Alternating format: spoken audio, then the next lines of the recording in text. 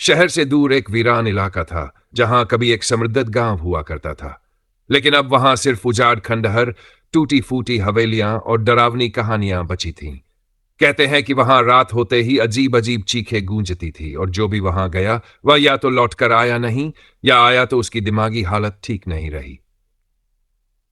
एक नई शुरुआत। रवि और उसकी पत्नी नीलिमा दोनों ही शहर में पली बड़ी आधुनिक सोच वाले लोग थे। रवि ने सस्ते दाम पर बसेरा गांव की पुरानी हवेली खरीद ली थी। उसे यकीन था कि भूत प्रेत कुछ नहीं होते, ये सब केवल अंधविश्वास है। देखना नीलू, इस हवेली को हम दोनों मिलकर शानदार बना देंगे। शहर की भीड़भाड़ से दूर यह हमारी जन्नत होगी, रवि ने आत्मविश्वास से कहा। लेकिन नीलिमा के मन में अजीब सा डर था। हवेली बहुत पुरानी थी और अंदर घुसते ही उसे ऐसा महसूस हुआ जैसे कोई उसे देख रहा हो। रात होते ही हवेली की खिड़कियां अपने आप खुलने बंद होने लगीं। फर्श पर किसी के नंगे पैरों की आवाजें आने लगीं। रवि इसे हवा का असर मानकर नजरअंदाज कर रहा था, लेकिन नीलिमा को कुछ गलत होने का एहसास हो रहा था। एक दिन नीलिमा ने गांव के एक बुजुर्ग आदमी रामदयाल से पूछा, बाबा, इस हवेली को लेकर लोग इतना क्यों डरते हैं? रामदयाल का चेहरा सफेद पड़ गया। उन्होंने कांपती आवाज में कहा, बेटी, तुम लोग वहां क्यों रहने गए? वहां इंसान नहीं, आत्माएं रहती हैं। यह हवेली कभी ठाकुर प्रताप सिंह की थी। ठाकुर निर्दयी था। उसने गांव के कई लोगों को जिंदा जलवा दिया था। वे बेचारे बदला भी न ले सके और अपनी मौत के बाद भी हवेली में भटकते रहे। जो भी वहां रहने जाता है वे उसे मार डालते हैं। नीलिमा की रूह कांप गई। वह भागती हुई हवेली पहुंची और रवि को सब बताया, लेकिन रवि अब भी नहीं माना। अगर भूत होते तो मुझे अब तक दिखते क्यों नहीं? उसने जोर से हंसते हुए कहा। तभी बिजली चमकी और हवेली की लाइट्स बंद हो गई। चारों ओर घना अंधेरा छा गया। नीलिमा ने महसूस किया कि कोई उसके ठीक पीछे खड़ा है। उसने डरते डरते मुड़कर देखा। एक जली हुई काली परछाई जिसके चेहरे से धुआं उठ रहा था। नीलिमा की चीख निकल गई। रवि ने भी अब वह परछाई देख ली थी, लेकिन बहुत देर हो चुकी थी। भूतों का कहर। हवेली की दीवारों से सैकड़ों चीखें गूंजने लगीं। जमीन से खून टपकने लगा। कदमों की आहटें हर ओर गूंजने लगीं। रवि और नीलिमा को समझ आ गया कि वे बहुत बड़ी गलती कर चुके हैं। वे भागने लगे, लेकिन हवेली के दरवाजे अपने आप बंद हो गए। तभी उन्हें लगा कि कोई उनका गला घोंट रहा है। एक अदृश्य ताकत ने रवि को जमीन पर पटक दिया और उसकी गर्दन मरोड़ने लगी।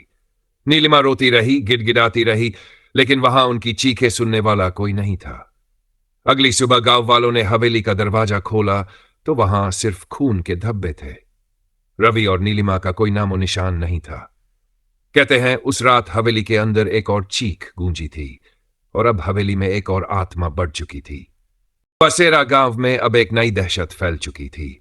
लोग कह रहे थे कि हवेली में अब एक और आत्मा शामिल हो गई है, रवि और नीलिमा की। गांव के बुजुर्गों ने फैसला किया कि उस हवेली को हमेशा के लिए बंद कर दिया जाए। लेकिन एक व्यक्ति था जो इस पर विश्वास नहीं करता था। अर्जुन, एक पत्रकार। सच्चाई की तलाश अर्जुन ने सुनी सुनाई बातों पर भरोसा नहीं किया। उसे लगा कि यह सिर्फ अफवाह है। अगर यह सब सच है तो इसे साबित करना जरूरी है। उसने ठान लिया कि वह हवेली जाकर खुद सच्चाई का पता लगाएगा। गांव वालों ने उसे बहुत रोका, लेकिन अर्जुन ने कैमरा और टॉर्च उठाई और आधी रात को हवेली में दाखिल हो गया। अंदर घुसते ही उसे सन्नाटा महसूस हुआ। हवेली अब भी वैसी ही थी। टूटी हुई दीवारें, जाले और अजीब सी ठंडक। अचानक उसे ऐसा लगा जैसे कोई साया उसके पीछे से गुजरा हो। उसने टॉर्च घुमाई, लेकिन वहां कुछ नहीं था। तभी एक जोर की चीख हवेली के अंदर गूंज उठी। अर्जुन के शरीर में झुर्रियां दौड़ गई। मौत की दस्तक। अर्जुन ने हिम्मत दिखाते हुए कैमरा ऑन किया और आगे बढ़ा। तभी उसे जमीन पर खून के धब्बे दिखे, ठीक उसी जगह जहां रवि और नीलिमा आखिरी बार देखे गए थे। अचानक हवेली के दरवाजे अपने आप बंद हो गए। अर्जुन ने भागने की कोशिश की, लेकिन दरवाजा हिल भी नहीं रहा था। तभी दीवारों पर परछाइयां नाचने लगीं। भागो यहां से, नहीं तो मर जाओगे। ये आवाज हवा में गूंज रही थी। अर्जुन का दिल जोर जोर से धड़कने लगा। तभी उसे सामने एक जली हुई औरत दिखी, नीलिमा। उसका आधा चेहरा काला पड़ चुका था, आंखों से खून बह रहा था और उसके होंठों से सिर्फ एक ही शब्द निकल रहा था, भागो भागो। लेकिन बहुत देर हो चुकी थी। पीछे से किसी ने अर्जुन की गर्दन पकड़ ली। ये रवि था, अब एक आत्मा बन चुका रवि। अर्जुन ने पूरी ताकत से खुद को छुड़ाने की कोशिश की, लेकिन वह हवा में उठने लगा। उसकी सांसें घुटने लगीं। उसकी आंखों के सामने अंधेरा छाने लगा। अगली सुबह गांव वालों ने देखा कि हवेली के बाहर अर्जुन का कैमरा पड़ा था, लेकिन अर्जुन का कोई नामो निशान नहीं था। जब कैमरा चलाया गया तो उसमें सिर्फ एक आखिरी फुटेज थी। अर्जुन का चेहरा जिसमें डर बसा था, और उसके पीछे खड़ी थी एक जलती हुई आत्मा। अभी भी वहां से चीखें आती हैं। आज भी बसेरा गांव की हवेली से हर रात चीखों की आवाजें आती हैं। जो भी उस हवेली में जाता है वह वापस नहीं आता। और अब जो भी अर्जुन की कहानी सुनता है वह हवेली से दूर रहने की कसम खा लेता है। लेकिन क्या तुम उस हवेली में जाने की हिम्मत करोगे? बसेरा गांव में अब कोई भी उस हवेली का नाम लेने से भी डरता था। अर्जुन की रहस्यमय गुशुदगी के बाद गांव वालों ने फैसला किया कि हवेली को पूरी तरह सील कर दिया जाए, लेकिन कुछ रहस्य कभी दफन नहीं होते। हवेली में एक नई दस्तक। शहर के मशहूर पैरानॉर्मल इन्वेस्टिगेटर आदित्य उसकी टीम को इस मामले के बारे में पता चला। वे लोग अंधविश्वास को नहीं मानते थे, और उनकी टीम ने पहले भी कई हॉन्टेड जगहों की सच्चाई उजागर की थी। आदित्य ने ठान लिया कि वह और उसकी टीम हवेली के अंदर एक रात बिताएंगे और वहां के राज को कैमरे में कैद करेंगे। अगर वहां कुछ भी अलौकिक हुआ तो हम दुनिया को साबित करेंगे कि भूत असली होते हैं, और अगर नहीं तो यह अफवाह भी खत्म हो जाएगी। गांव वालों ने उन्हें बहुत रोका, लेकिन वे नहीं माने। शैतानी खेल शुरू होता है। आधी रात होते ही टीम ने अपना सेटअप तैयार किया। कैमरे, EMF detector, night vision recorder. हवेली के अंदर घुसते ही एक अजीब सी घुटन महसूस हुई।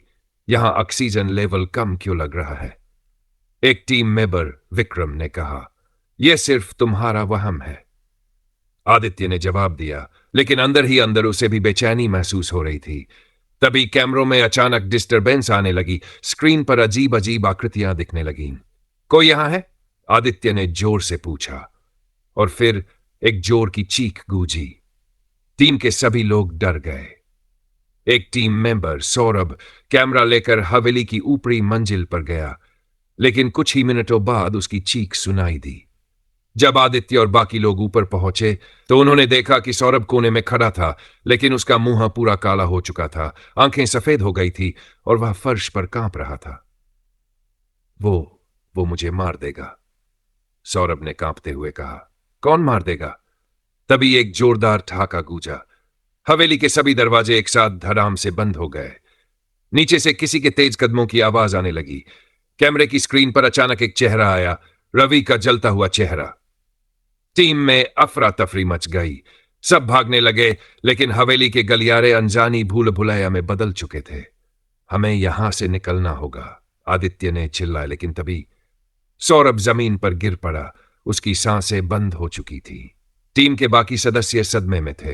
वे किसी तरह भागकर हवेली से बाहर निकले, लेकिन जब उन्होंने पीछे मुड़कर देखा, दरवाजे के पास रवि और नीलिमा की जली हुई आत्माएं खड़ी थी। उनकी आंखों में खून टपक रहा था।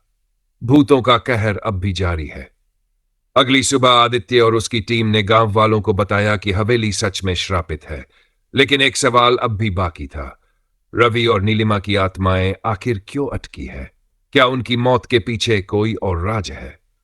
अब आदित्य के दिमाग में सिर्फ एक ही सवाल था, क्या यह सिर्फ एक भूतिया हवेली है या इसके पीछे कोई छिपा हुआ सच भी है?